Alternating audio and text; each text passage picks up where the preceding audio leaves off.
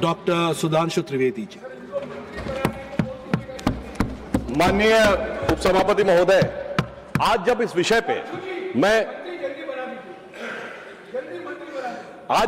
पे मैं इस बिल का समर्थन करने के लिए यहां पर खड़ा हुआ हूं, तो मेरे मन में संवेदना भी है और वेदना भी है। संवेदना उन छात्रों के प्रति और वेदना उस पे हो रही दुखद राजनीति के प्रति। माननीय सभापति महोदय, जैसे अभी झा साहब ने बोला था कि उनका स्टेक है, तो इस सदन में मैं एक नेता के रूप में नहीं, एक सांसद के रूप में नहीं, मैं इंजीनियरिंग का कॉम्पिटिटिव एग्जाम क्वालिफाई करके बने हुए एक छात्र के रूप में और बाद में इंजीनियरिंग के शिक्षक के रूप में, मैंने छात्र और शिक्षक दोनों रूपों में बच्चों के उस भाव को अनुभव किया है कि अगर उनको लगता है कि उनकी परीक्षा में कुछ गड़बड़ हो गई तो उनके मन का क्या भाव होता है, यह मैंने अनुभव किया। और मैं याद दिलाना चाहता हूं, जिस जमाने में हमने एग्जाम दिए थे, एंट्रेंस एग्जाम आईटीज के, जिस जमाने में राजीव गांधी जी थे, तो मैं याद दिलाना चाहता हूं, फिजिक्स, केमिस्ट्री, मैथ के साथ साथ इंग्लिश का एग्जाम होता था। और जब तक इंग्लिश क्वालिफाई ना करें, फिजिक्स, केमिस्ट्री, मैथ की कॉपी नहीं जचती थी। तमाम बच्चे इसलिए नहीं आ पाते थे, और अगर वो सिलेक्ट हो जाए तो वो छोड़ के चले जाते थे, क्योंकि वो घबरा जाते थे। हमारे उत्तर प्रदेश से बहुत लोग थे, मगर आज प्रधानमंत्री श्री नरेंद्र मोदी जी के नेतृत्व में 13 भाषाओं में एग्जाम होता है और 13 भाषाओं में मेडिकल और इंजीनियरिंग की पढ़ाई होती है। और आज जो युवा पीढ़ी है, तरुणाई है, वो आज नई ऊंचाइयों पर जा रही है। अभी प्रधानमंत्री जी ने बताया, फिजिक्स ओलंपियाड में हमने ज्वाइंट रूप में सही 5 गोल्ड मेडल पाकर टॉप किया। केमिस्ट्री, बायोलॉजी और मैथ के ओलंपियाड में शानदार प्रदर्शन हमारे बच्चों ने किया। आप अगर देखें तो अभी स्काई रूट कंपनी ने भारत का first space satellite Vikram 1 launch किया, और जिसकी एवरेज एज 28 साल है। और यह भी याद करिए, इस समय हमारे बच्चों के, युवाओं के प्रतीक कौन? गुकेश डोमराजू, जो 18 साल की उम्र में वर्ल्ड चेस चैंपियन बना। वो देवव्रत महेश रेखे, जिसने 19 साल की उम्र में दंडकम पारायण शुक्ल यजुर्वेद का करके दिखा दिया। यह है हमारी एक्चुअल जेन जी की प्रतिभा, और इस प्रतिभा को निखारने और संवारने के लिए हमारी सरकार पूरी तरीके से प्रतिबद्ध है।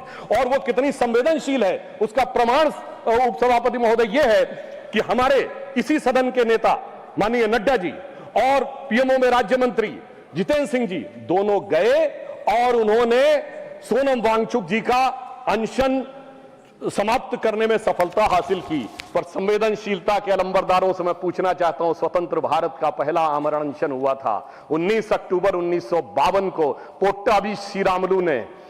किस लिए? कि आंध्र को अलग किया जाए। मगर सभापति महोदय, 15 दिसंबर 1952 तक और उनकी मृत्यु हो गई उस आमरण अनशन में, मगर सरकार के कान पर जूं नहीं रोगी थी। यह दिखाता है कि कितनी संवेदनशीलता थी और कितना। फिर हमारी सरकार ने जो भी कार्य किए, 2 चक्र की वार्ता की माननीय नड्डा जी ने और माननीय जितेंद्र सिंह जी ने। उसके बाद फास्ट ट्रैक कोर्ट का अनाउंसमेंट प्रधानमंत्री जी ने किया, कैबिनेट में कठोर प्रावधानों वाला बिल पास किया, मध्य रात्रि में छात्रों के लिए संदेश किया, और छात्रों की भावनाओं का सम्मान करते हुए हमारे शिक्षा मंत्री धर्मेंद्र प्रधान जी ने इस्तीफा दिया, जिन्होंने अपने कार्यकाल में कई उल्लेखनीय सकारात्मक कदम उठाए थे। और उसके बाद प्रधानमंत्री जी ने श्री नंदन नीलकर्णी जी के नेतृत्व में एक हाई पावर टास्क फोर्स बनाई। मगर सभापति जी, मैं समझ नहीं पाता हूं, हाई पावर टास्क फोर्स के सदस्यों का, विद्वान सदस्यों का उल्लेख करते हुए ये गोमूत्र कहां से बीच में आ जाता है? यानी समझ में नहीं आता है, जिसका कोई रेलेवेंस नहीं उस टॉपिक से।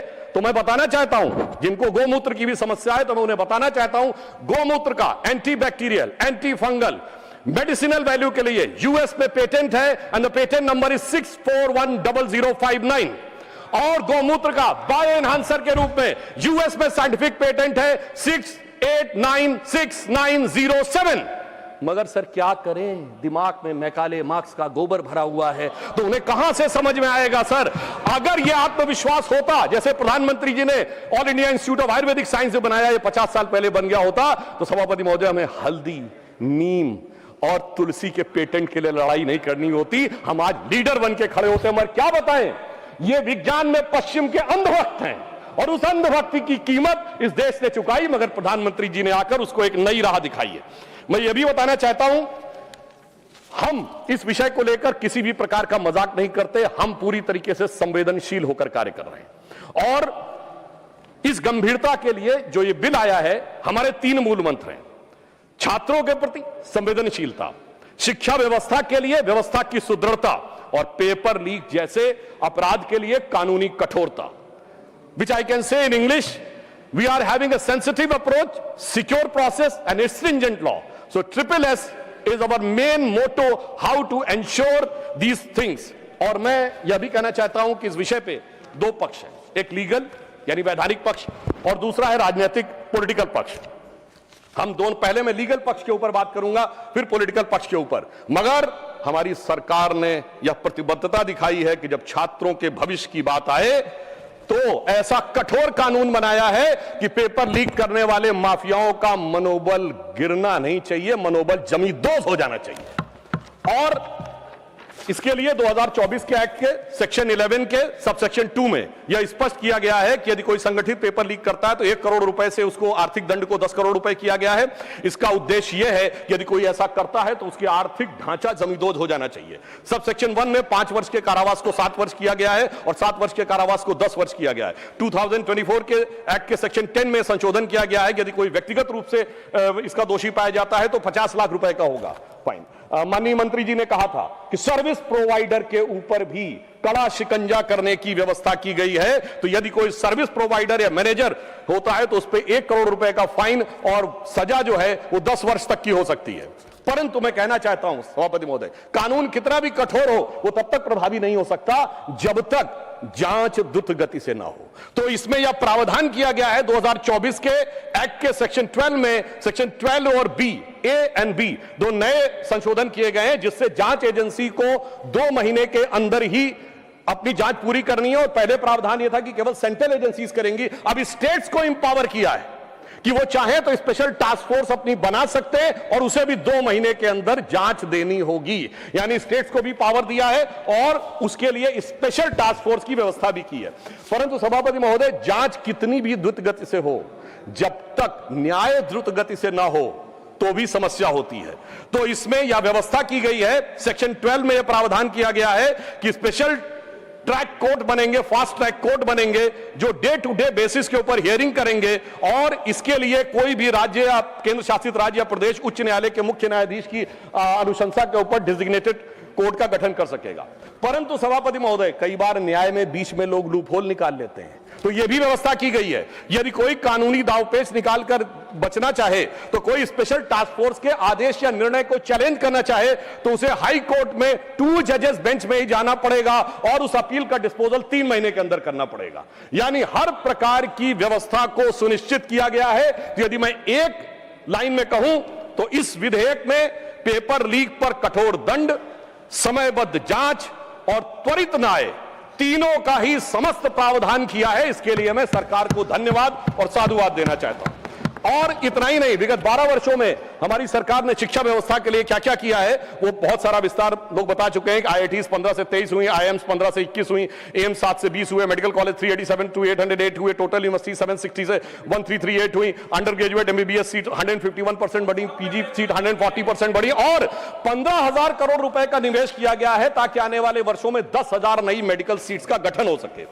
सरकार ने 50,000 करोड़ रुपए का निवेश 2023 में अनुसंधान रिसर्च फाउंडेशन के लिए किया है और यह भी व्यवस्था की है कि 6,000 हमारे जो कॉलेज है 6,300 संस्थाओं में 1 नेशन 1 पोर्टल, ताकि इंटरनेशनल जो हमारे जर्नल्स होते हैं वो फ्री में अवेलेबल हो। 13,000 टॉप जर्नल्स आप कोई भी बच्चा जाके वहां से डाउनलोड कर सकता है। और इतना ही नहीं है सभापति महोदय, विगत 12 वर्षों में QS वर्ल्ड रैंकिंग में, जहां 2014 से पहले हमारे संस्थानों की संख्या सिंगल डिजिट में थी, आज 54 इंस्टीट्यूट हमारे ऐसे हैं जो QS वर्ल्ड रैंकिंग के ऊपर जिनकी रैंकिंग होती है। और मैं यह भी बताना चाहता हूं आज भारत की शिक्षा व्यवस्था के प्रति क्या आकर्षण उत्पन्न हो रहा है। 58,000 से अधिक विदेशी छात्र आके पढ़ रहे हैं। आज स्थिति यह है कि पहली बार हमारे संस्थान IIT मद्रास का जंजीबार में कैंपस बना है, IIT दिल्ली का अबू धाबी में बना है, IIM अहमदाबाद का दुबई में बना है। और अभी प्रधानमंत्री जी इंडोनेशिया गए थे तो पहली बार IIM बेंगलोर के कैंपस के लिए इंडोनेशिया की सरकार ने रिक्वेस्ट किया है और उसकी अनुमति प्रदान की गई है। यह दर्शाता है कि शिक्षा व्यवस्था के लिए काम किए। और एक और मैं कहना चाहूंगा, हमारे विपक्ष में कई विद्वान लोग बैठे हैं, अब भारत का जो फॉरेन रेमिटेंस है $135 बिलियन आता है और उसमें से पहली बार ऐसा है विगत 2 वर्षों में जब वो डेवलप्ड इकोनॉमीज में से आता है। यानी हमारा जो टैलेंटेड यूथ है जो जाके जिसको आप हाई लेवल स्किल वाले जॉब्स कहते हैं, उनमें से करके वो ला रहा है, तो यह दिखाई पड़ता है कि हम कितने सही ढंग से काम कर रहे हैं। माननीय खड़गे जी ने बोला था कि साहब हमने उनसे सीखा और हम ही जो है वो उनसे सीखने के बाद ये नीट का और एनटीए का विषय लाए। तो मैं कहना चाहूंगा, माननीय मंत्री जी ने बोला था कि 1992 में अवधारणा दी थी और उसके बाद 2014 तक राह देखते ही रहे। इसे कहते हैं आह को चाहिए एक उम्र असर होने तक। तो इसलिए मैं कहना चाहता हूं, वो वास्तविकता में मोदी जी की प्रतिबद्धता से वह विषय सफल हुआ। और मैं उस डिटेल में नहीं जाना चाहता, बहुत सारे डिटेल्स माननीय मंत्री जी ने बताए किसके कालखंड में क्या क्या पेपर लीक हुए, पर एक उदाहरण देना चाहता हूं। ये तो अपने नेताओं के प्रति संवेदनशील नहीं है। मैं याद दिलाना चाहता हूं, राजस्थान में कांग्रेस के शासनकाल में एक यात्रा निकली थी, पदयात्रा, अजमेर से जयपुर तक। सचिन पायलट जी ने यात्रा निकाली और कहा पेपर लीक कितने हो रहे हैं कि मैं छात्रों के हित में पदयात्रा निकाल रहा हूं। मगर अफसोस कि उन्होंने उसके ऊपर कहीं कोई शिकन नहीं आई। उन्होंने, और सुनिए, इनके मुख्यमंत्री ने बोला, बात रिकॉर्ड पे जा रही है, इनके मुख्यमंत्री ने बोला मैं तो जादूगर हूं, सब ठीक कर दूंगा। और उस समय सचिन पायलट जी का मीडिया में बयान है जिसमें उन्होंने कहा पेपर लॉक में था, लीक हो गया। ये कैसी जादूगरी है? अब मैं बताना चाहता हूं, आज मैं पूछना चाहता हूं, विपक्ष की सरकारों में जहां पेपर लीक हुए हैं, क्या वही मानदंड होगा जो हमारी सरकार के लिए है? पंजाब हो, झारखंड हो या कर्नाटक हो, क्या एक मंत्री के लिए एक रूल रहेगा या हर मंत्री के लिए अलग अलग रूल रहेगा? अब बॉल इनके कोर्ट में है और इन्हें तय करना है। मगर मैं याद दिलाना चाहता हूं, हमारे सदन के एक सम्मानित सदस्य जो अभी अभी आए हैं, श्री कपिल सिब्बल जी, जो बहुत प्रख्यात वकील हैं और ज्यादातर विवादास्पद विषयों के प्रख्यात वकील रहे हैं, उन्होंने शिक्षा मंत्री रहते हुए यह वकालत करने चले गए कि साहब हम बच्चों को लीगल एड देंगे। इनके शिक्षा मंत्री रहते हुए 2009 से 12 में सिर्फ, सर 2010 में रेलवे रिक्रूटमेंट बोर्ड, 2011 में all India engineering entrance examination, 2011 में हरियाणा बोर्ड और 2012 में एम्स। सर आप समझिए, मैं कहना चाहूंगा, यानी जिस पर होना चाहिए था इल्जाम, वो लेके आ गया वकालत का पैगाम। अब पता नहीं है छात्रों का करेंगे काम या करेंगे छात्र हितों का काम तमाम। मुझे लगता है कि आज सारे के सारे, और मैं एक और बात कहना चाहता हूं, हमारे बहुत से लोगों ने यह कहा कि नीट को समाप्त कर देना चाहिए। मैं सभापति महोदय बताना चाहता हूं, जब नीट नहीं थी 2016 में, तो क्या होता था? प्राइवेट कॉलेजेस की सीटें नीलाम हुआ करती थी, लाखों लाख रुपए में। वो गरीब और मध्यम वर्ग के बच्चे को तो कभी उसके लिए स्वप्न से बाहर था कि 25 लाख 50 लाख रुपए देकर एडमिशन पाएगा, पीजी में कहीं 1-1 करोड़ रुपए देकर एडमिशन पाएगा। मगर आज प्रधानमंत्री जी ने जो काम किया है इस साल के नीट में, कैसे कैसे बच्चों को अवसर मिला। कुछ उदाहरण देना चाहूंगा। राजस्थान के बाड़मेर में एक दिहाड़ी मजदूर लखा की बेटी को और बूंदी में राजस्थान की सूरज सैनी को मौका मिला है। भागलपुर का सूरज कुमार या रायसेन के मध्य प्रदेश का आदर्श लोधी या लखनऊ की वो नीलू जिसकी मां घरों में काम करती थी, गोरखपुर का वो विशाल तिवारी जिसके पिता ऑटो रिक्शा ड्राइवर थे, मुजफ्फरनगर का वो मोहम्मद सुहेल जिसके पिता ई रिक्शा चलाते थे। सभापति जी, इन बच्चों के अरमान पूरे होने का यदि श्रेय किसी व्यक्ति को जाता है तो प्रधानमंत्री श्री नरेंद्र मोदी जी को। इन बच्चों के अरमान पूरे हुए, मगर जो कैपिटेशन फीस लेके सैकड़ों करोड़ प्रति वर्ष कमाते थे, उनके अरमानों पे बिजली गिरी है। और उस बिजली गिरने के कारण एक कहावत होती है कि तन बदन में आग लगना, मगर सभापति जी इनके तन बदन और धन तीनों में आग लगी हुई है।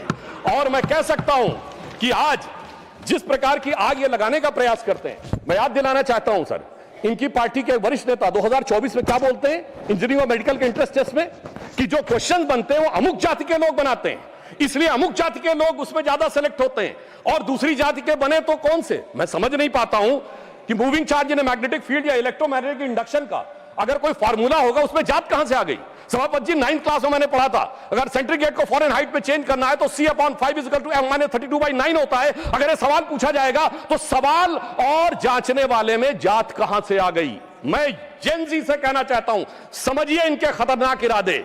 ये उस समय भी आपको गुमराह करने में लगे हुए थे, और आज आदरणीय खड़गे जी ने कहा कि SC ST OBC के रिजर्वेशन के बारे में। सभापति महोदय, शिक्षण संस्थाओं में SC ST OBC का रिजर्वेशन, बिजला जी ने बोला था सर, जैसे ही दूसरा वाला वोट बैंक दिख जाता है, AMU SC ST OBC reservation साफ, Jamia Millia Islamia SC ST OBC का रिजर्वेशन साफ, कश्मीर में एससी एसटी रिजर्वेशन देने की जरूरत ही नहीं है। हजारों संस्थाओं को माइनॉरिटी घोषित करके एससी एसटी ओबीसी का रिजर्वेशन साफ। और याद करिए सर, कश्मीर में यह प्रावधान था कि वाल्मीकि समाज की एक बच्ची जब वो पीएचडी करके गई कि यूनिवर्सिटी में लेक्चरर बनना है, तो उससे कहा गया तुम्हारे डोमिसाइल के हिसाब से तो सिर्फ सफाई कर्मचारी बन सकते हो। और ये लोग आके आज मनुस्मृति की बात करते हैं। मुझे लगता है कि आज वो धारा 370 हटने के बाद उन्हें वास्तविक अधिकार मिला है। और मैं ये भी कहना चाहूंगा, इतना ही नहीं सर, रिजर्वेशन में इन्होंने ऐसी घुसपैठ की है माइनॉरिटीज की कि अभी एक केस जो था हाईकोर्ट ने क्वैश किया है पश्चिम बंगाल सरकार का।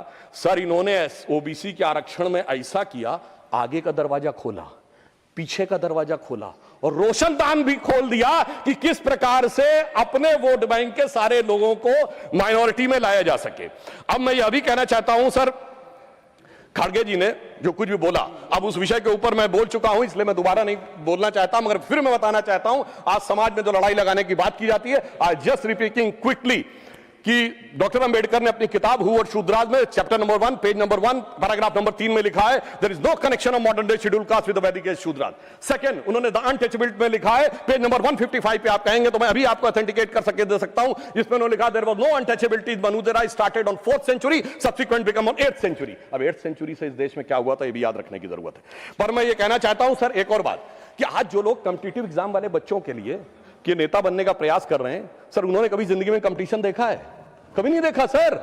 ये वो नेता हैं जिन्होंने एजुकेशन में कंपटीशन नहीं देखा, नौकरी में कंपटीशन नहीं देखा, पॉलिटिक्स में कंपटीशन नहीं देखा, और अपनी पार्टी में तो ऐसी रेस दौड़ते थे जिसमें एक ही आदमी दौड़ा होता था। तो आप सोचिए कि जिन्होंने कभी रियल में कॉम्पिटिटिव एग्जाम क्वालिफाई नहीं किया, मतलब फेस ही नहीं किया। दूसरी तरफ हमारे नेता नरेंद्र मोदी जी जमीन से एक एक परीक्षा को पूरे करते हुए किस प्रकार से उभर कर सामने आए, तो साफ समझा जा सकता है। मैं सर कोट करना चाहता हूं सर, दुनिया की सबसे बड़ी, सर आपने अपने टर्म में बोलिए, दुनिया की सबसे बड़ी कंपनी एनवीडिया के चीफ सर जेनसेन हुआंग ने 23 सितंबर 2024 को कहा है, एनवीडिया के सीईओ ने, उसने कहा whenever I meet PM Modi I find an incredible student in him. तो एक तरफ है हमारे नेता जो motivated, dedicated and incredible student है, दूसरी तरफ एक वो है जो फ्रस्ट्रेटेड, रिजेक्टेड और हर लोकसभा सत्र के बाद इंटरनेशनली इनविजिबल नेता है। अब मैं एक और बात कहना चाहता हूं, एक चीज जो हमारे लिए चिंता का विषय है सर, देखिए जिस प्रकार की भाषाएं आई वहां पर बच्चों के उसमें वो बहुत अशोभनीय और चिंताजनक था, जिस ढंग की भाषा का प्रयोग किया गया। मगर बच्चों की क्या गलती है सर, जो बड़ों से सीखते हैं। यदि यहां पे गालियां दी जाती हैं, अभी जो सदन में सदस्य खड़े हुए उन्होंने भी गाली वाली दी थी, अलग बात है। प्रधानमंत्री जी को बिहार में मां की गाली दी जाती है, आखिर में बच्चे बड़ों से ही सीखते हैं। तो मुझे लगता है ये भी ध्यान रखना चाहिए। मगर मैं दलगत भावना से अलग होकर कहता हूं, आज जो कुछ आपने सुना, हम इस तरफ पक्ष के हो या उस पक्ष के हो, क्या हमें नहीं लगता कि इस विषय को लेकर हमें चिंता होनी चाहिए? इस पे पूरे सदन को चिंता होनी चाहिए और इसका मार्ग प्रशस्त होना चाहिए। इसलिए मैं सदन की तरफ से कहना चाहूंगा कि शील, विनय, आदर्श, सभ्यता तार बिना झनकार नहीं है। शिक्षा क्या स्वर साध सकेगी यदि नैतिक आधार नहीं है? और मैं यह भी बताना चाहता हूं सर, मैं जेन जी से भी कहना चाहता हूं कि आपने एक गाना सुना होगा, यही उम्र है कर ले तू गलती से मिस्टेक। तो मैं बच्चों से बताना चाहता हूं, ये पानी की बोतल 10 रुपए की आती है, मगर Instagram free, Facebook free, WhatsApp free, Twitter free, ये फ्री क्यों दिया जा रहा है भाई? जबकि वो सभ्यता क्या कहती है, there can never be a free lunch, if there is a free lunch there has to be poison in it. तो मैं समझना चाहता हूं वो फ्री आपको इसलिए दिया जा रहा है ताकि आपके दिमागों को कैप्चर किया जा सके।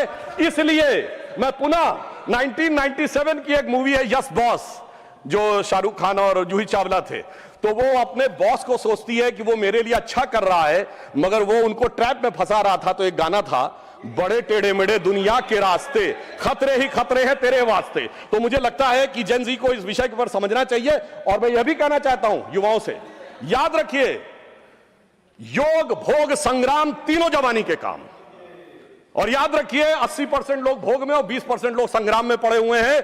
बहुत संभल कर आगे कदम बढ़ाना होगा। इसलिए मैं कहना चाहता हूं कि आज जब छात्रों के आंदोलन में कुछ ऐसे अवांछित तत्व आ गए थे, और ये मैं हवा में नहीं बोल रहा हूं, 23 जुलाई को 9:30 पे सोनम वांगचुक जी का ट्वीट है जिसमें उन्होंने ये कहा कि भाई मुझे बहुत पेन है कि कुछ एंटी सोशल एलिमेंट्स आ गए। बच्चों से कहूंगा सावधान रहिए, ये बड़े खतरनाक एलिमेंट हैं, ये अवसरवादी, ये राजकतावादी हर आंदोलन में चले जाते हैं, सीए में भी चले जाते हैं, किसान में भी चले जाते हैं, कुछ पहलवान में भी चले जाते हैं, आज बच्चों में भी। तो ये वो मुखौटा है जो कभी मुसलमान के पीछे छुपता है, कभी किसान के पीछे छुपता है, कभी पहलवान के पीछे छुपता है, आज नौजवान के पीछे छुपा है। इसलिए मैं कहना चाहूंगा बच्चों से कि देखिए वो जो बच्चे हैं वो तो भटके हुए नौजवान हैं सर, बच्चे तो भटके हुए नौजवान हैं, मगर सत्ता के लालच में पक्की दाढ़ी वाला एक लटका हुआ नौजवान भी है, उससे उनको बहुत सावधान रहने की जरूरत है। और मैं सर बस 1 मिनट में खत्म कर रहा हूं। सर प्रधानमंत्री जी ने और गृह मंत्री जी ने यह ध्यान रखा, हिंदी में एक कहावत है कि गेहूं के साथ घुन न पिसने पाए, हमने ध्यान रखा कि उन अपराधी तत्वों के बीच में बच्चों के साथ किसी प्रकार का वो ना होने पाए। तो मैं सिर्फ ये कहना चाहूंगा हमारा उद्देश्य है संवेदना, संवाद के साथ समाधान खोजना, इनका है दुष्प्रचार, अराजकता के साथ घमासान मचाना। और बस अंतिम पंक्ति कह के समाप्त करता हूं। मैं बच्चों से कहना चाहता हूं, प्रधानमंत्री जी ने जिन विपरीत परिस्थितियों में निकाला है कि वो पुराना गीत हम सबने सुना होगा, हम लाए हैं तूफान से कश्ती निकाल के, इस देश को रखना मेरे बच्चों संभाल के, हर एक कदम उठाना जरा देखभाल के। और अंत में कहना चाहूंगा बच्चों से यह भी कि हां हो सकता है कुछ कष्ट आपको हुआ हो, मगर हम उन लोगों में से नहीं हैं जो अभिमानी राम गोपाल जी कहते थे, कार सेवक चढ़ तो गए थे मगर चिपक गए, साथ साथ के गोलियां मारी गई थी, कनपट्टी पर सटा के गोलियां मारी गई थी। इसलिए मैं यह भी कहना चाहता हूं सर अंत में प्रधानमंत्री जी की तरफ से बच्चों के लिए और युवा पीढ़ी के लिए कि चमन को सींचने में पत्तियां कुछ झड़ गई होंगी, यही इल्जाम हम पर लग रहा है बेवफाई का, मगर कलियों को जिसने रौंद डाला अपने हाथों से वही दावा करे हैं चमन की रहनुमाई का। धन्यवाद। Thank you. माननीय सदस्यगण प्लीज। कुल लगभग 62 स्पीकर्स हैं और अभी तक हम सिर्फ 20वें नंबर तक पहुंचे हैं, इसलिए आप सबसे आग्रह है जो बाकी आगे स्पीकर्स हैं, stick to your time, stick to your time. श्रीमान मुकुल वासनिक जी।